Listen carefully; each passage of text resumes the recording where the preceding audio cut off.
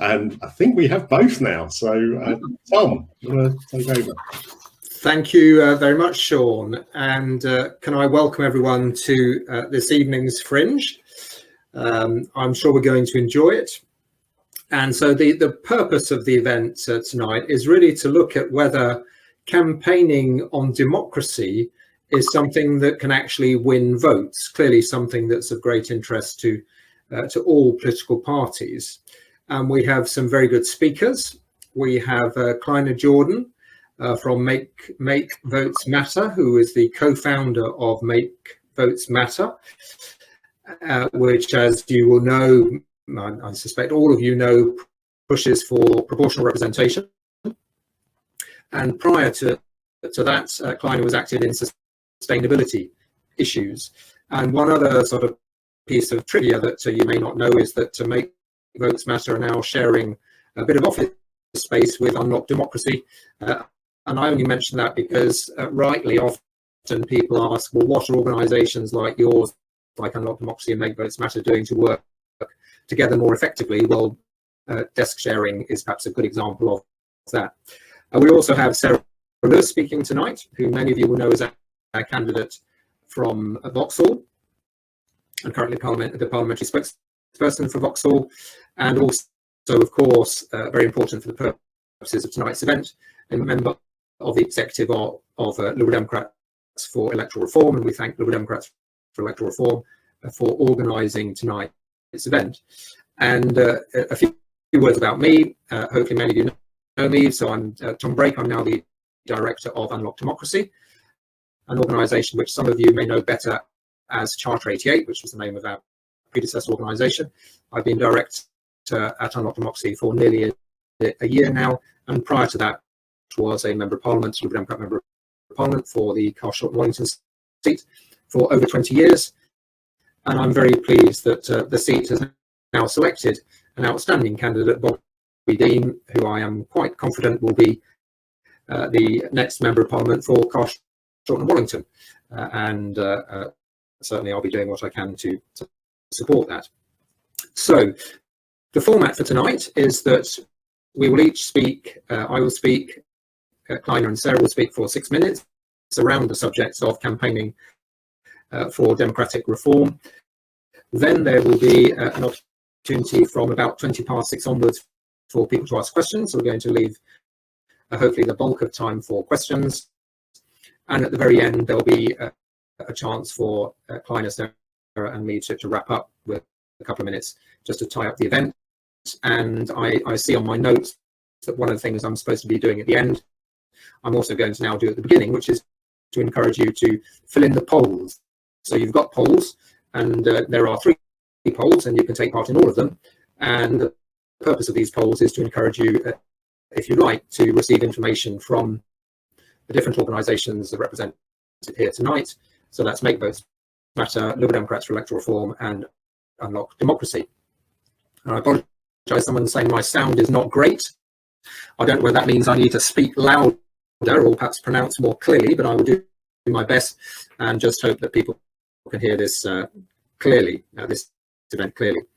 So that is what we're going to do tonight, and I'm just going to kick off with a few remarks. And I suppose the first thing I would like to say is what a pleasure it is to be back amongst friends. But also it's because I'm amongst friends that I would have to be brutally honest about the situation we are in from a democracy point of view. I spent over 2 decades as a member of Parliament, and I can honestly say that during that time, the number of people who raised the issue of democracy, democratic reforms with me were probably slightly more than the fingers on 2 hands, but there wasn't a tidal wave of people raising these issues. And the one opportunity that we've had recently with the AV referendum, of course, we weren't able to maximise the impact of that, and our messages were not terribly effective. Now, many of you will know, of course, that the offer for AV wasn't exactly, well, in fact, wasn't proportional, and in many circumstances, the AV system is less proportional than first past the post. which says something about it. But the fact is that there was an opportunity there for a change in the electoral system, and we certainly did manage to sell that effectively. I'd also add that as the director of Unlock Democracy, when I speak to organisations, whether it's pupils or more mature audience, if I start talking about, for instance, written constitutions, then eyes start to glaze over. There is I think, a willingness to understand what it is, but I'm afraid that the level of interest isn't as great as we'd like it to be. And I think we've all had that experience. For us, it is logical that the House of Lords needs to be replaced with an elected chamber. It's logical that proportional representation is the system that should work for our Parliament, and it's logical that we should have a much more devolved system than we currently have. Unfortunately, that whilst the logic is clear to us, it is often not as clear to people we're trying to communicate with, and often we make assumptions about the messages that are going to be effective for them that are based on the messages that are effective for us. And perhaps the best example of this that I can think of in recent times is that for many of the people on this call, I suspect that voter suppression is the thing that people worry about in relation to voter ID, whereas in fact for most people, the average man or woman, the thing that they're most worried about in terms of photographic voter ID is actually the cost of it rather than any risk of suppression. So in our messaging, that is the thing that we need to focus on.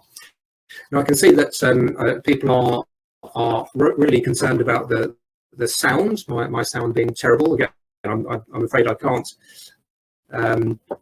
do anything different. But I suppose that what we need to look at is, before we talk about addressing voters, is look at the extent to which we are under threat.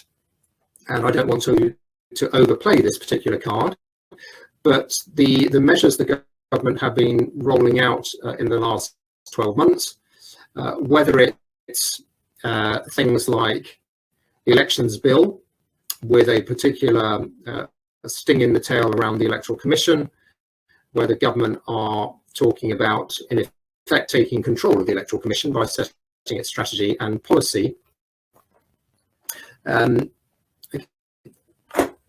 whether it's other matters, the police bill, where the police are going to be now going to have powers to stop static protests. They're going to have powers to stop noisy protests. All of this is going to make demonstrating rather challenging. Certainly, over the last 30 years, I've been on a considerable number of protests, and I can't remember any of them being silent. So if the police have the powers to close down noisy protests, that doesn't really leave much scope for civil society to express a view, at least not a view vocally. So these are some of the challenges that we're facing, and many people will look at what's happening in the US and see that, unfortunately, as the direction of travel that we are going in as well. So just to go back to the voters and what they care about, what voters care about is that we provide solutions to the problems that they have.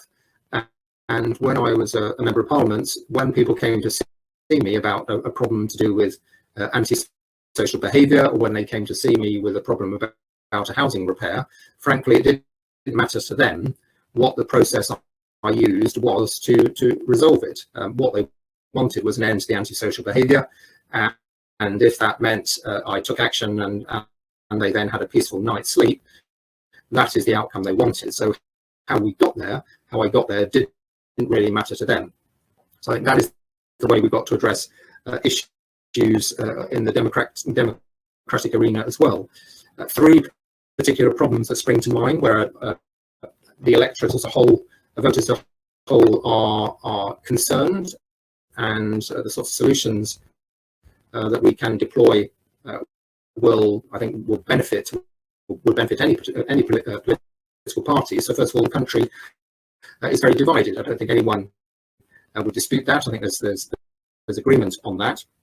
There is also the issue of there being one rule for those in power and another rule for everybody else. You just have to think of whether it's the eye testing trip to Barnard Castle, or much more recently the picture of the cabinet meeting, 30 plus people in a closed room with all the windows closed, where not a single face mask was in evidence, at the same time as the government guidance suggests that everyone should, in those circumstances, wear face masks. So one rule for those in power, one rule for the others, and then finally an absence of solutions being brought forward by politicians to some of the biggest challenges that we face. I'm sure that may be something that Kleiner touches on shortly around climate change. And there is a distinguishing feature, a common thread to these three problems, and that is a failure of our political system. So any party that can find a way of solving these problems will reap the electoral benefits from that.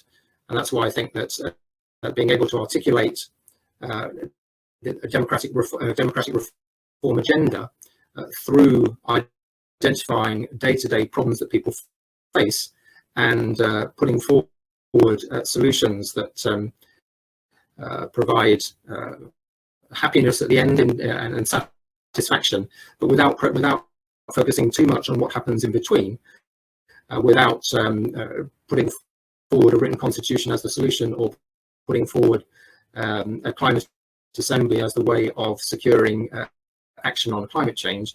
I think we can make these connections, and we can make them in a way that is relevant without people's eyes glazing over. And at that point, particularly on the subject of eyes glazing over, as my sound has continued to be pretty mediocre throughout this, I think I will stop my comments there and hand over to Kleiner, who is going to be our next speaker. And Kleiner, over to you, and I just hope that your sound is of better quality than mine. Thank you, Tom. Can people hear me all right? I hope it's not crackly. Right, well, thanks for the excellent intro, Tom. We could at least hear what you were saying, despite the crackle, so that's good. So I want to kick off by saying that we don't live in a democracy, and I think we need to be quite clear about that. So obviously we are moving towards democracy, or we have moved towards democracy in the past, but in a country where 71% of votes don't count towards the final outcome of an election, I don't believe that's a democracy. In a country where most of the votes in Parliament go the opposite way to the way that they would if we had proportional voting, I don't think that's democracy. And in fact, is it worse than that, that we sometimes have wrong winner elections? And so the need for real democracy is absolutely urgent. And this isn't just about people getting a fair number of seats in Parliament. It's about the outcomes that come with that. So I'm sure a lot of you are already aware that there's a lot of research from around the world over decades about the link between proportional representation and better social, environmental and economic outcomes. So I'll talk a bit more about that in a little while. But first of all, I'll give you a little bit of background about Make Votes Matter and about our campaign focus. And so we're quite a young organisation. We started in 2015 after the most disproportionate election ever. And we're quite a small team, but I think that gives us nimbleness, and we're able to move quite fast and collaborate quickly with people. And it's great, as Tom said, to be sharing office space now, because the more collaboration, the better, basically. We've got three main strands to our campaign. So there's the grassroots, the alliance and Labour. So I'll talk about each of those briefly. So the grassroots, we've got local groups all over the country who take action for PR. And they do things like hold street stalls and drop banners off bridges and do all sorts of exciting social media things. And they're a real kind of backbone of how we operate. And quite often one of the local groups will do something. We think, well, that was brilliant, and then we kind of roll it out across the country. So they're very much kind of key to how we take action, and we need that really visible, vocal demand from the public if we're going to bring about this really significant change. So then, in terms of the alliance, that includes all of the British opposition parties aside from Labour. And lots of democracy organisations, various other organisations, public figures and politicians. So there's a lot of Labour MPs in the alliance, even though the party as a whole isn't quite there yet. And we meet quarterly. That used to be in Parliament and hopefully will be again soon. But for now, we've been doing them on Zoom for the last few of them. And actually, obviously, that makes them a little bit easier and more accessible in some ways. And although we do, of course, get lots of Zoom fatigue. And we also have events every now and then, like we organise democracy awards. We're going to be doing democracy awards again this December if all goes to plan.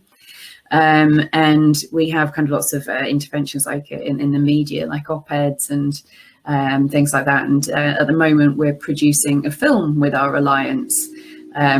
Sorry, we've now got noise at my end. 1 second.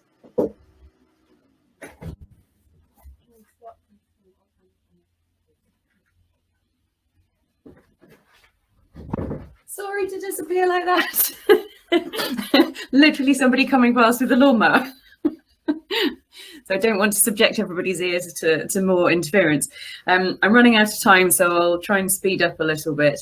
Moving on to the Labour part of the campaign, this is absolutely crucial at the moment. As again, I think many of you are aware, we are taking PR to Labour conference this year.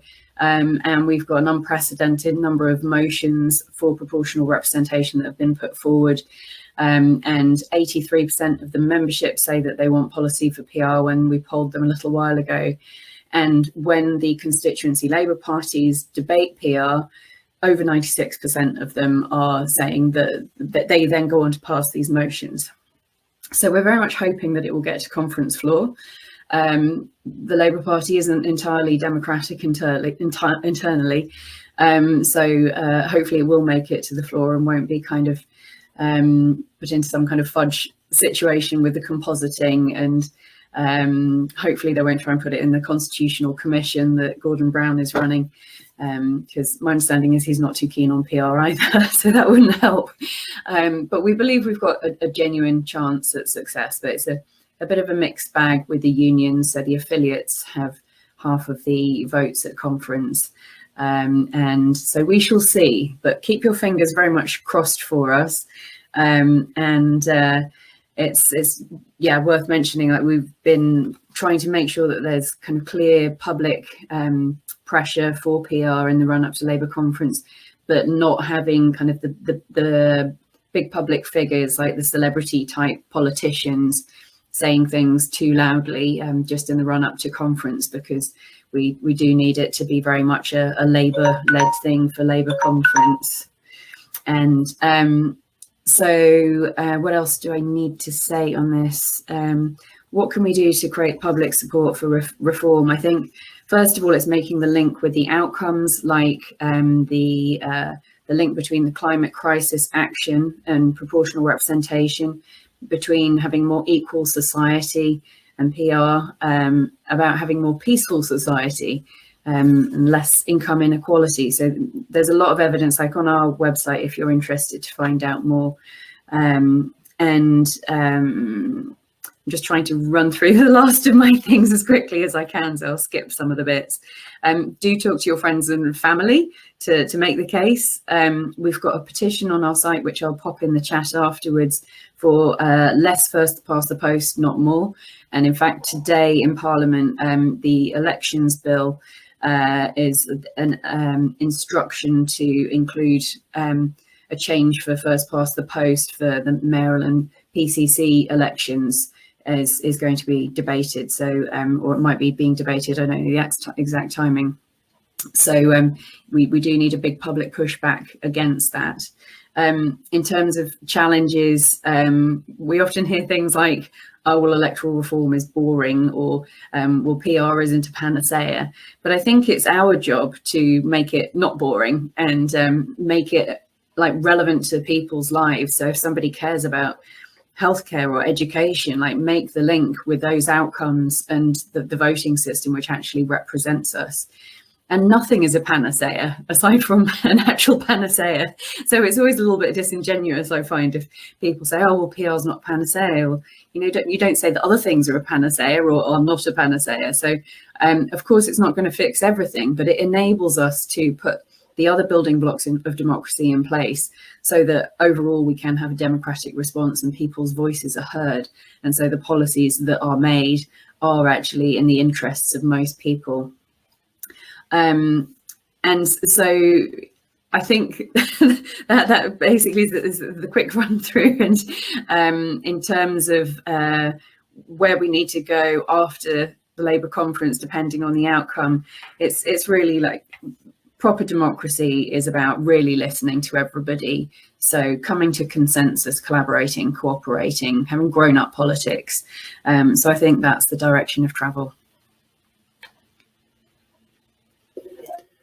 Thank you very much, Kleine. I'm trying now without my video on, so hopefully I don't know whether that stopped the crackles, but thank you for setting out Make Votes Matters campaigns and the way that you're trying to make the linkage with the man or woman in the streets, so that this doesn't seem to be an academic exercise. Sarah, over to you now. Thank you, Tom, and yes, you are loud and clear. So Tom and Kleine have offered ways in which we can all help bring about democratic reform by campaigning alongside people of other political persuasions with two of our ally organisations. But my job on this panel is to convince you that you should also campaign for PR as a Lib Dem. So first, a reminder of why electoral reform matters to us as Liberal Democrats. Secondly, to propose electoral reform can be a vote winner, and for this reason we should campaign on it rather than just ardently believing in it. And thirdly, to give you some reasons as to why, even if campaigning for electoral reform doesn't win us votes, we should do it anyway. So why does electoral reform matter to us? Well, firstly, it matters because it is party policy. When I stood as our candidate in Vauxhall in the 2019 general election, my Labour opponent regularly spoke of her commitment to PR. To which my response was, well, that's great, but it's not Labour Party policy. Achieving PR is Liberal Democrat policy, and we should be proud of that. And as candidates and campaigners, it is our job to communicate it, and also to communicate why. Electoral reform matters to us as Lib Dems because it is grounded in our core values. And at this conference, it's been great to see the whole number of lively conversations about what we stand for, including a policy motion yesterday that concluded that, amongst other things, we stand for democracy, through which every individual is empowered to make their voice heard without being dominated by entrenched interests or the power of money. We stand for checks and balances, so that those in power cannot abuse their position for personal gain or political advantage. And we stand for a plurality of views, which Kleine was talking about earlier, where no individual or organisation is deterred from speaking truth to power. And the reality is that our current Westminster electoral system and the system for local elections in England is fundamentally inconsistent with these values. First past the post disempowers voters and reinforces entrenched interests. It leads to monopoly authorities like my own borough of Lambeth, ripe for abuse of power. And first past the post, almost by definition, does nothing to encourage a plurality of views. To steal the shorthand used by John Alexander from the Social Liberal Forum, as Liberal Democrats, we believe in people, and we believe in giving people power. That's why electoral reform matters to us. So Tom and Kleine have rightly called on us to actively get involved in the work of our ally organisations, and I urge you to do this. But again, let's campaign for electoral reform as Liberal Democrats. I think that campaigning for reform can win us votes. A few months ago, a Best for Britain poll found that a majority of voters, 52%, support some form of electoral reform. Sadly, the Liberal Democrats didn't get a majority of the votes in the last general election. So that suggests that we might have some wiggle room. 2/3 of voters who voted Labour in the 2019 general election say they support proportional representation, and 1/3 say they feel their vote made no difference to the final result. But perhaps more tellingly, there is also support for reform among the Conservatives' voter base. Half of voters who voted Conservative in the general election say that they support PR. So as we look to challenge seats in the so-called blue wall and beyond, this suggests that by talking about PR, there are votes to be won from disillusioned Conservatives who share our view of reform.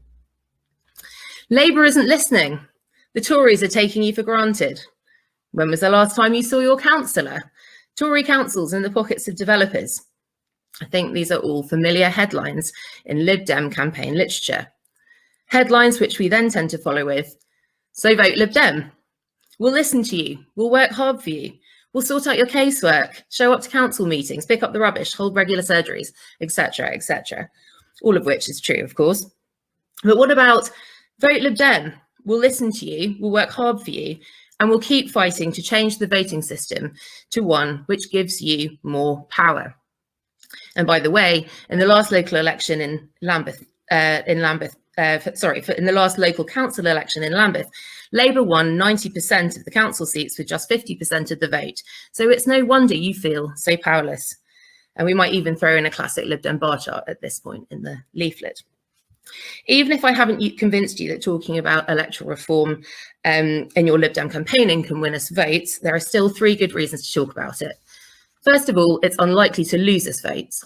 I personally have never met anyone on the doorstep who says, I'm not going to vote for you because of your support for PR. Secondly, we should be on the right side of history. As we've heard, it's fantastic that Labour is now increasingly coming in behind reform. And implausible as it may have seemed a few years ago, it is now entirely possible that we will start hearing on the doorsteps something along the lines of, well, I'm not voting for you, I'm voting for Labour because they support proportional representation. And although we may feel as though we've been banging on about PR since the dawn of time, the reality is that most voters still do not know where we stand on the issue. We need to tell them. The third reason to campaign on electoral reform is that we need to prime our existing supporters. If there is to be a possibility of reform, then voters need to be ready. They need to be aware that there is an alternative to our current system with an understanding of the benefits that come from that alternative. We need to continue to demystify reform so that when the time is right, it will be welcomed by Lib Dem voters, that it was sort of part of their contract with us when they gave us their vote. So get going and start talking about PR in your campaigning. We need to prime our supporters. We should be on the right side of history. It's unlikely to lose us votes. It might even win us some. So how do you do that? Well, first of all, I would really strongly encourage you to join Liberal Democrats for Electoral Reform. You can sign up for more information on the poll that was mentioned earlier, or go to lder.org. You can connect electoral reform to local issues in your campaign literature, and both Tom and Kleiner have given you examples of how to do that. You could include questions on reform in your Canvas scripts, in your surveys, and see where people stand. And you can talk about it on the doorsteps, in your local media, and in your hustings. We stand for democracy, we stand for checks and balances, we stand for a plurality of views. We believe in people and we believe in giving people power. So that's why we believe in electoral reform and a whole load of other great stuff too. So let's tell people about it. Thank you. Back to you, Tom. Thank you very much, Sarah, for giving us many reasons why people should support proportional representation and democratic reforms, even if sometimes they will not necessarily win us votes, but as a matter of principle, we should do that. So we're now going to throw it open to questions, and we are encouraging people to put their questions down in the Q&A tab, so please do that. But I want to kick off with a question which I'm going to address to Kleiner to start with, and then Sarah, please feel free to chip in, and I may do so as well. And that is, what democratic reforms do you think, Kleiner, would help the present government or a future government to address, or to encourage them to address climate change more effectively than is currently the case. So what democratic reforms would drive that process of tackling big policy issues like climate change more effectively? Well, obviously, I'd say proportional representation would be key to that. I think also in terms of other democratic reforms, I think the closer that democracy is to the people who are affected by the decisions made in it, the better. And so Make Those Matter is just a campaign for PR for the House of Commons. We believe that's the kind of the crucial keystone, the next step that we need to take. But I think there are very few amongst us who would disagree that there needs to be better and more democratic devolution. So I think when people then get to have a say in what's happening locally, I mean, that might be to do with greening the town or the city that they live in, linking up with Transition Towns work. And XR started a project called Trust the People, which is about kind of local democracy and working on climate change and ecological protections as well. And I think when people actually get to have a say in making real practical changes locally and more broadly, then that action will happen much quicker. At the moment, kind of a lot of local democracy stuff it's got its hands a bit tied by funding comes from central government and so on. So I think that's key. But yeah, I always come back to the first step is very much PR. We need a representative parliament so that they are actually representing the views of the majority of the country, and the majority of the country want to take fast action on the climate crisis. I would just come in there. Can I just perhaps follow up? I just wanted to follow up with a supplementary to Kleiner just before coming to you, Sarah, and that is surely one of the issues with an issue like climate change is that politicians, including potentially politicians that are supportive of the climate change agenda, may still be very reluctant to take the decisions that are required. But why do you think that a parliament made up of members of parliament elected through PR would be more likely to take those decisions and would be less concerned about what they might see as a voter backlash against tough measures that might be required to deal with climate change? So one part of it is, I know we're in a Liberal Democrat conference fringe, but actually it's been shown that having more Green Party, whichever kind of country's Green Party that is, more Green Party MPs in parliaments actually really helps shift the national narrative, because with a singular focus on the green issues, actually that becomes more prominent in parliament and more, it becomes less of a, it feels like less of a risky thing, I think, because it's not just like one lone voice.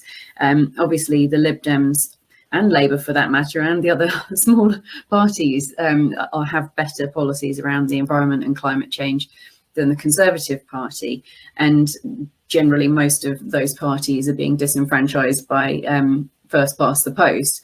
Obviously the SNP actually do quite well out of it, and thankfully they're still very ardent supporters of proportional representation, so that's good that they're still very much on side.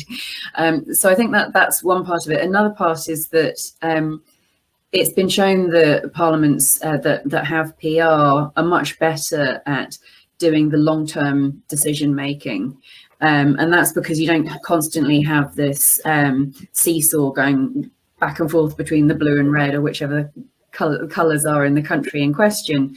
So you get one party that undoes all of the work that the last party did when it was in government, and so you can make decisions for the long term because you don't have this kind of wild policy swing. And the makeup of parliament shifts gradually over time, as in the proportions of representatives of the parties, rather than like a kind of massive dramatic shift. So you know that the work that's done will kind of carry on into the future for longer. Okay, thank you. Sarah, over to you. Thank you. I just wanted to build on your point, actually, Kleiner, because I would also say PR as the answer to your question, which is that, you know, there is a really crucial link between electoral reform and achieving a greater diversity of elected representatives, not just from a party political perspective, but in terms of a better representation of people of different genders, from other minority groups. And what that does is not just ensure that this is an agenda that is taken seriously and stuck to, but also that the transition to the future that we know we need is also fair. And so having the voices of a much more pluralistic set of people in the conversation, I think, won't just help to get there, but also help us to get there in a way that feels inclusive and fair. Thank you, Sarah. We're now getting some questions. I'm going to put the first of them to you, Sarah, and that is, should we be pushing for a referendum on PR, or just pushing for it to be implemented on the back of manifesto promises?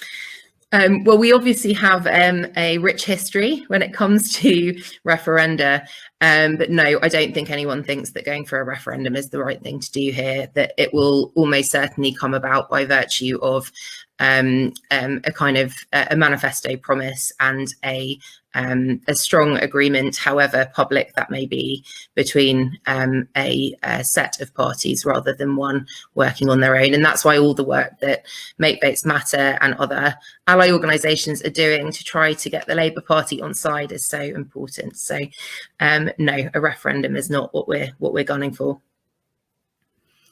Kleiner, you were shaking your head. Sorry, just unmuting myself. Yes, we definitely don't think a referendum is the route to getting PR. I think referendums are a great democratic tool if they're done democratically. Unfortunately, the last couple referendums in the UK have not been done democratically, and the Electoral Reform Society have a great blog about this. So this isn't, I'm not talking about, oh, I didn't like the outcomes of those referendums.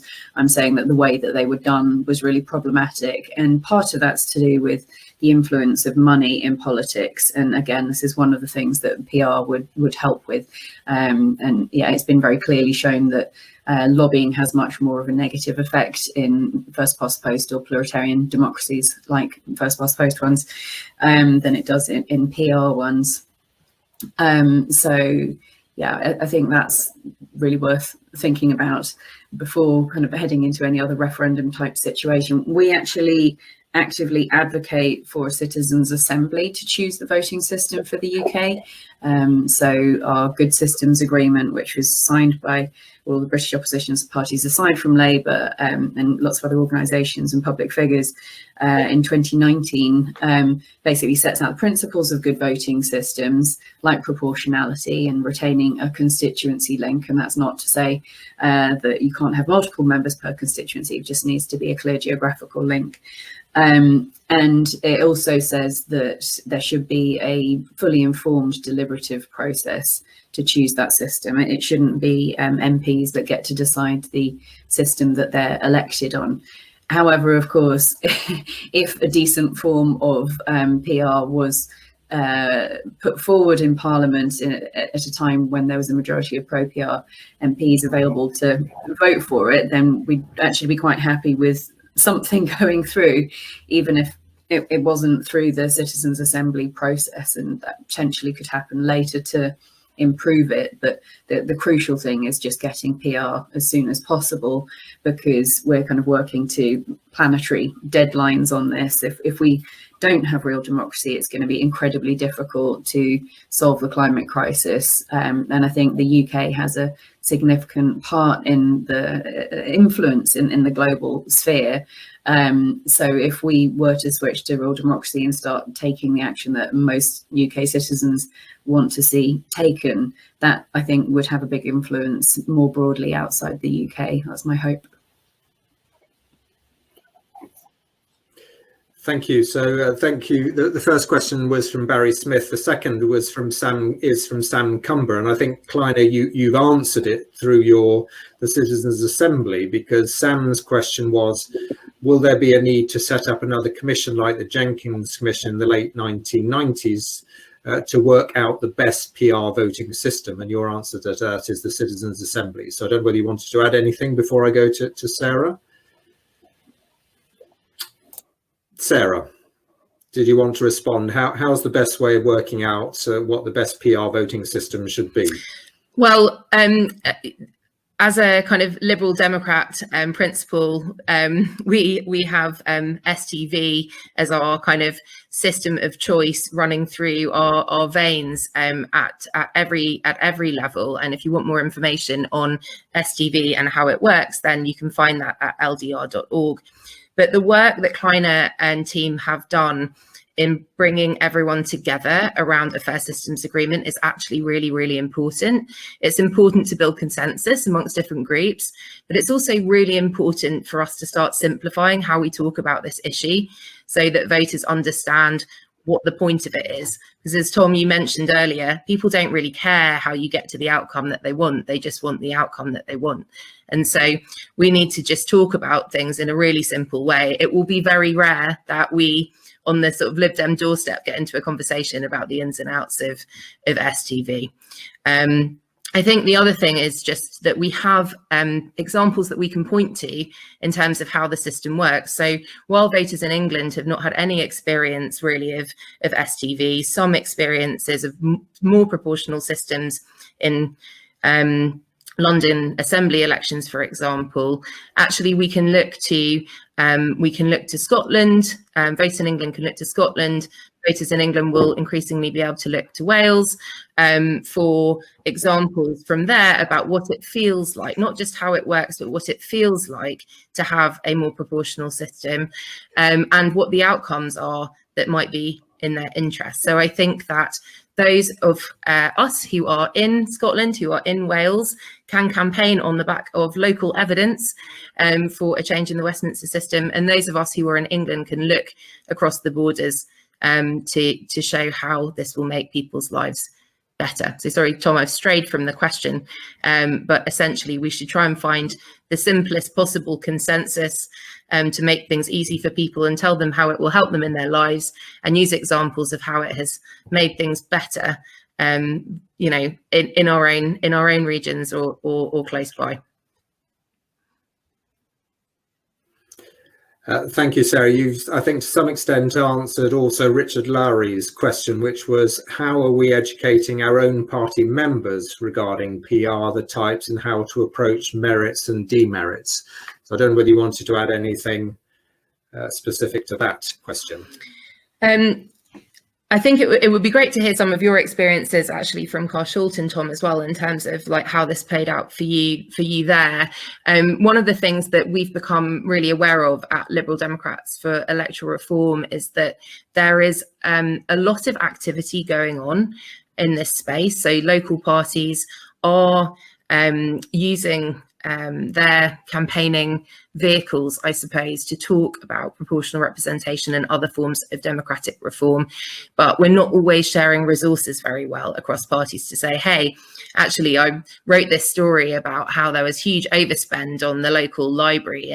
And actually, I connected it to the fact that we have a monopoly authority and there is no scrutiny for the budget. And actually, you know, it was great because we were able to open up a different kind of conversation. Those things are happening in pockets, but we're not sharing them. So I suppose I would just really encourage everyone to sign up to LDER, and we're always really interested to hear the kinds of things that you're doing, and also to learn from the work of Unlock Democracy, Make Votes Matter, and others too, to try and spread that across the party. Thank you, Sarah. Kleiner, I just wonder what you do to educate your sort of members and supporters around PR and possibly the different types, although I know you try to focus on the overarching sort of requirement for PR rather than individual systems. Yeah, so we do have a page on our website that shows people kind of very quick and easy explanations of the different kind of acceptable PR voting systems. Basically, there's kind of broadly two categories. You either use top-up lists or you have multiple member constituencies. And there are little videos on there. If anyone wants to go and have a look, I'll pop that link in the chat in a moment. And I think quite a lot of the real conversation about voting systems happens when like we've got local groups out talking to members of the public, because it invariably comes up repeatedly. And so we do generally kind of encourage them quite strongly to say, basically, we need to make seats match votes and avoid getting sucked into a deep systems debate, because I think that's been quite off-putting to lots of people who aren't really interested in like different types of voting system and maybe aren't so mathematically inclined as many people aren't. And actually, as soon as they start hearing lots of kind of numbers and, you know, talking about D'Hondt and formulas, and they kind of glaze over. So it's really about keeping the focus on the outcomes and the principle that seats match votes, and then steering people towards like the way to decide this is through a democratic process like a citizens' assembly. So yeah, we do encourage people to kind of be informed about the different systems available, and to kind of keep the conversation not too focused on the systems. Okay, a question from Tony Kendrick, and I'll let either of you come in on this first. So this is, would a PR elected parliament be able to function in the outdated House of Commons with its dysfunctional adversarial setup? And I might say a few words after you two have answered that one. So Sarah or Kleiner, who would like to talk about the dysfunctional adversarial setup of our present parliament? Well, maybe as you're hesitating, I will go in and just give a quick answer. I think one of the problems, there is undoubtedly a problem with the present setup. It is not just about the shape of the chamber, which is designed for two parties and therefore isn't designed for a PR outcome, but it's also the way the standing orders work. It was very clear, for instance, during the coalition government, that as far as the speaker was concerned, the Liberal Democrats almost became an adjunct to the Conservative Party and were not really allowed to express views that were different to the government's. And obviously, as a separate party, even in coalition, it's important that the different parties retain their independence and their independent profile. And if the setup, standing orders, the way the speaker handles debates, for instance, doesn't allow that to happen, then I think that is highly dangerous particularly for any junior partners in a coalition government, which would be inevitable or almost inevitable under a PR system. So yes, there are significant problems with the way the House of Commons is set up at present. So I don't know whether Sarah. Yeah. I'll just come in to say that maybe there are two things underlying your question. The first is sort of practical considerations, but the other is possibly the importance of symbols. And I think that we can draw on that, the importance of symbols in our campaigning in order to get to where we want to get to. It really does make a difference who we are seen with in photographs and how we are seen to be engaging with them when we choose our pictures for our websites and our social media and our leaflets. It does really matter how we are seen to engage with other candidates when we're standing for election. It does really matter the kinds of words that we use when we're disagreeing with them on something.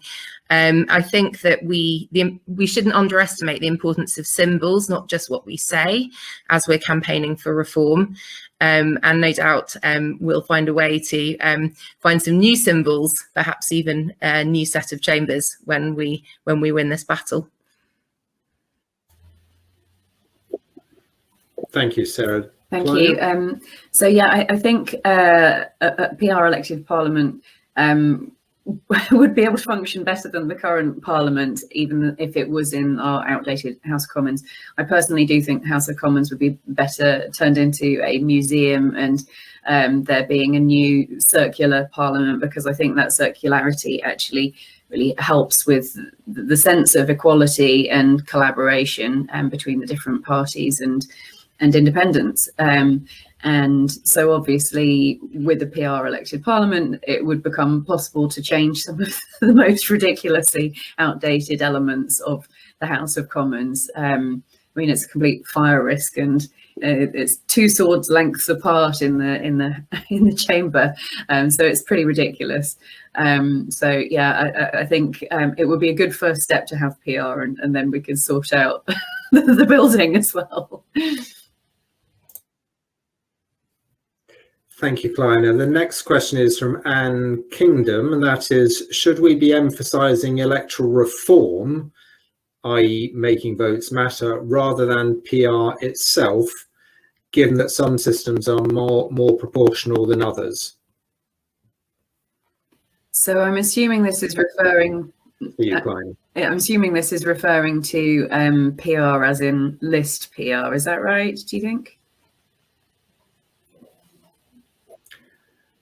I'm not sure whether Anne, I mean, it's not that clear, but I think it's about the generality, I think, of emphasising the need for electoral reform, perhaps rather than focusing on proportional representation. I mean, should it be more general in terms of an approach, I think? Yeah, so I think just to clarify the bit about list PR, a lot of people think proportional representation means list PR, and actually it simply means that it's a voting system where seats match votes. So that does include all of the forms of PR, so STV, AMS, etc.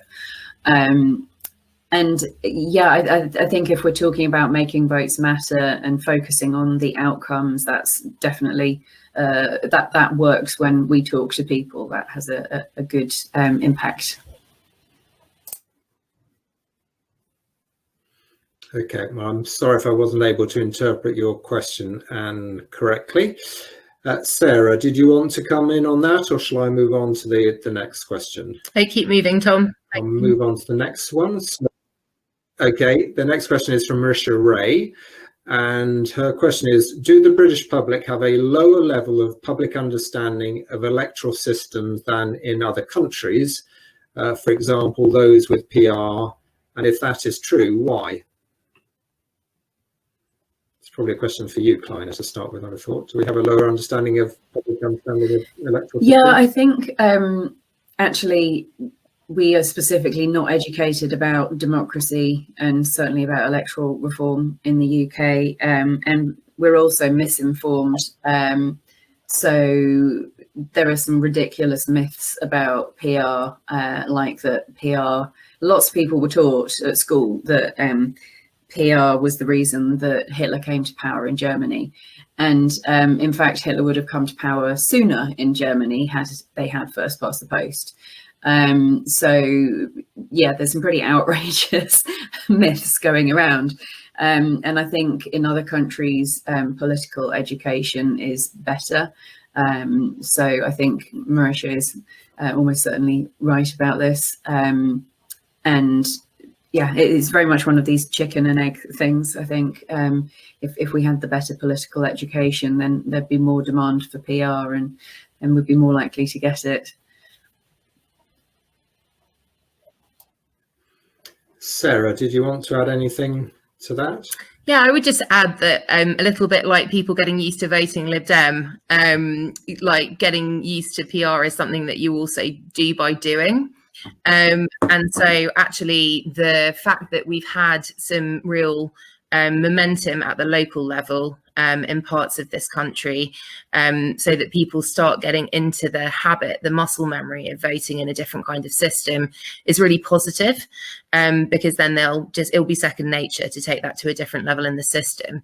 So it may be that we don't manage to achieve a new electoral system for Westminster before we manage to achieve one at the local level, for example. Who knows which way round it's going to be. And certainly that's already happened, as I mentioned, in other parts of the country. I think sort of related, but obviously it's Lib Dem policy to give votes to 16-year-olds. And this is not the primary reason why we think that that's a good idea, but in terms of getting used to doing things and having a stake sort of earlier on in your life, I'd say that that's another reason, or another way in which we can start people younger getting involved in politics in general. And in a sense, this also kind of goes back a little bit to the climate change question, where we were asked kind of which democratic reforms do we think would be good for the climate agenda. I think votes at 16 is probably another one that would help to get things moving. It's just worth noting that most recent public polls on support for proportional representation show that 18 to 24-year-olds, so either first-time voters or soon-to-be first-time voters, they're about 50% are in support of proportional representation, and that number varies wildly, but there is support amongst young people of a kind of order of magnitude that means that we should be having conversations with younger voters about the outcomes that they can see if we were to change our system. Thank you, Sarah. I don't know whether there's any empirical evidence one way or another, but anecdotal evidence from a press release that came out of the government that said that first past the post is the most widely used electoral system in the world, suggests that perhaps there's not that much knowledge or public understanding of electoral systems in the UK government. Certainly when it comes to elections to the primary parliament, first past the post is not the most commonly used electoral system in the world. A final question. Should I just come in on that briefly? I think the vast majority of democracies use forms of proportional representation, and there's a very small number of countries that use first past the post. However, those countries are quite populous. So India is one, and the USA is one. And so I think it is possible that most people in democracies use first past the post, but it's certainly the case that most democracies use forms of PR. So I don't know if that clarifies at all. Well, I need to go back and look at the precise text of the government press release, but I have taken it up with the new Secretary of State, so we'll see what he has to say on the matter. But a good opportunity here, Sean Roberts has rightly pointed out, to give a shout out to Shout Out UK, who are an organisation who campaign on political literacy with young people, whose agenda is very much about making sure that young people understand and know about electoral systems. And we hope to be successful with a project that Unlock Democracy is working on with them, which would be focused at making sure that young people know that if the elections bill goes through, they, as will be the case with all other voters, will have to have, not only will they have to have been registered to vote, but they will have to turn up at the polling station with photographic voter ID as well. And there was a final question from Richard Laurie, but I'm not sure how we could get this answered. We haven't got a poll set up, and that is, do we all accept that PR will advance social, economic justice, equality, and will enable a wider set of views to be expressed in Parliament due to a greater breadth of MPs being elected? Well, I suspect probably that in this fringe, then yes, probably most, if not all, people will accept that. But Kleiner, I assume you're not about to disagree. No, I'm not. I'm just to say that if people want to know more about the academic research in this area, on our website, on the Make Votes Matter website, there's a section called Why PR in the menu on the left. And under that, there are 3 different headings: equality, environment, and conflict. And they're just some samples of the kind of clear links between PR and positive outcomes that exist in the academic literature. Great, thank you, Kleiner. Well, I'm afraid that we have come to the end of our time, and I think apart from one supplementary that I didn't have time to ask, have covered all the questions that were raised in the Q&A, so that's great. So Sarah, would you like just to wrap up in a couple of minutes? Thank you. I'll just, on behalf of the executive of LDER, I'd just really like to thank Tom and Kleiner for joining us today for this Fringe event. And at LDER, we are making big strides when it comes to our grassroots campaigning. We've got a much stronger digital presence now, so do check it out. And we've got really active engagement with the leadership of our party. Amazing support from Wendy Chamberlain, who's our association president, as well as Alistair Carmichael, who, as you will know, is our spokesperson for political and constitutional reform. We've got a few other things coming up soon if you would like to be more engaged in the work of LDER, and perhaps this is back to the question about how we're educating our members. So on October the 9th, we're holding a Fringe at the Scotland-Wales Conference for anyone here who's going to be at that. And then on the 12th, we have our newly elected Greater London Assembly member, Hina Bakari, joining Lord Paul Tyler, talking about that linkage between electoral reform and achieving greater diversity of elected representatives. So sign up to the mailing list if you haven't, and you can receive information about those events.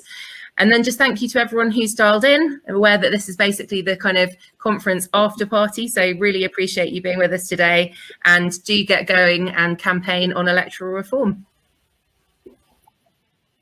Thank you, Sarah, and do fill in those polls as well, as Sarah was highlighting before we close. So Kleiner, a few thank you. So I think the main thing I would say to wrap up is just to encourage everyone to take action, because we're all about taking action. And so I've just popped the link to the petition for less first past the post, not more, into the chat again. This is like super timely, like it's possibly being debated in Parliament right now. I don't know the exact timing, but it is today that it's being debated. And the government has been rather sneaky about this, adding this amendment when the bill's already gone through its first and second readings and it's at committee stage. And the timing seems slightly suspect as well, given that there were less than 2 days between it being announced and it appearing in Parliament, and also exactly when the Liberal Democrat conference is happening, so people are rather busy, and also in the run-up to Labour conference, where they're going to be voting on PR, hopefully, which means that the Labour MPs are kind of feeling less able to speak out about it in advance of their somewhat democratic vote. So please do help us push back against that, and do support the other work that's happening around the elections bill. There's lots of very dangerous things in that. So yeah, do follow what Unlock Democracy and the other organisations are doing on that. And yeah, keep being hopeful and keep taking action. That's it from me. Thank you very much, Kleiner. And I'd just like to conclude by thanking Liberal Democrats for Electoral Reform, Peter Hurst, Sarah Lewis and Keith Sharp for help making this happen, basically, and also Kleiner for joining us, and for our coordinators, or Sean Roberts and Peter Hurst, who are making sure that things ran smoothly and the appropriate questions got asked. And I'd really just like to conclude by saying that we were a little bit nervous at booking this particular slot after the sort of main conference events had finished, and I had visions of people virtually packing their suitcases and running virtually to a train to leave the conference. I'm pleased that hasn't happened. We've had a good attendance at the event and lots of questions, and very much as Sarah and Kleiner have said, I think my parting remarks would be that our democracy is something that we have to fight for. It's not something that we can take for granted. The government are rolling out a series of measures which I think I can genuinely say from experience are some of the most repressive and damaging to our democracy that I've seen in the last 20-25 years, and we need to treat that seriously. And the best way that we can do that is by being vocal on these issues, backing the organisations that are campaigning on it, whether it's LDER, Make Votes Matter, or indeed Unlock Democracy, ERS and other organisations of that nature, because if we don't fight it, then we could be walked all over. So let's not let's be aware of the risks. So thank you, and I hope perhaps that next year we'll all be doing this in person rather than on Zoom or Hopin. So thank you very much for coming, and safe journey upstairs, downstairs, or however short your journey will be as you leave the event tonight. So thank you. Thank you very much. Bye-bye.